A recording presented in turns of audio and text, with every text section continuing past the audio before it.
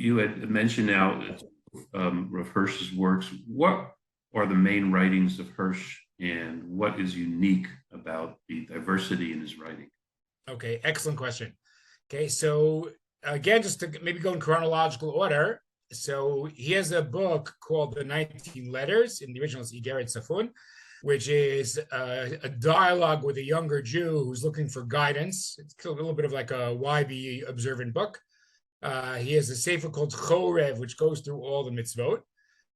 He is most well known for his commentary on Chumash.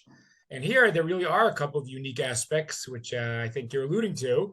Okay, number one, I always have the following dilemma. Okay, as a teacher, I like to read sources in Hebrew. And if my students say, can we read in English? I'll say, but you always lose something in translation. So of course you should read the Ibn Ezra in the original Hebrew and not in translation to English. Unfortunately, my argument breaks down when we get to Rav Hirsch.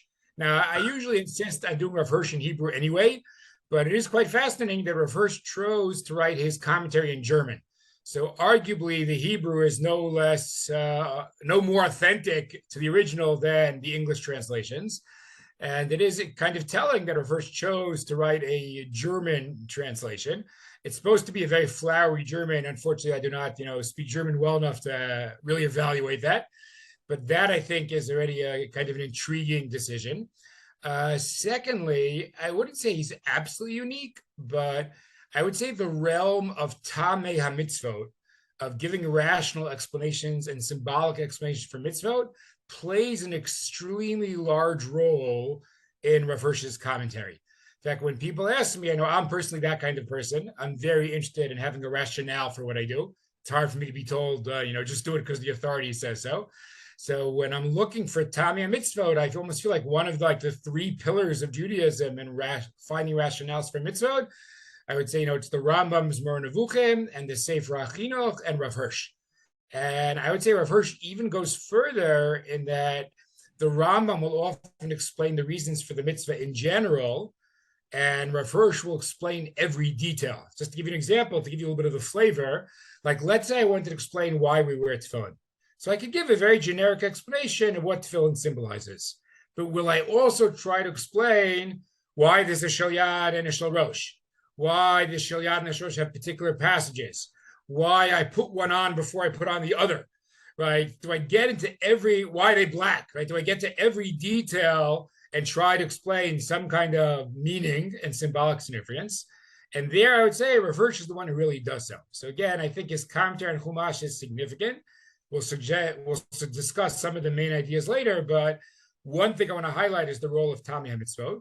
There was also a Jewish journal called Yeshurun, which again, every once in a while, I wish I spoke German because I'd love to go back and read the essays.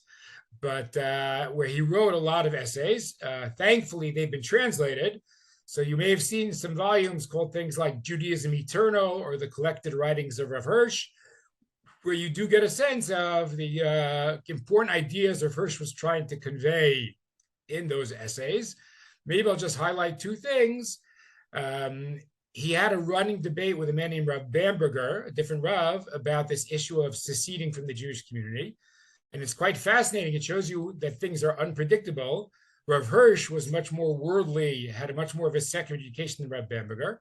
But Rav Hirsch was the one who insisted on seceding. Rav Bamberger was more in favor of maintaining Jewish unity. Let's be a unified body vis-a-vis the non-Jewish German authorities.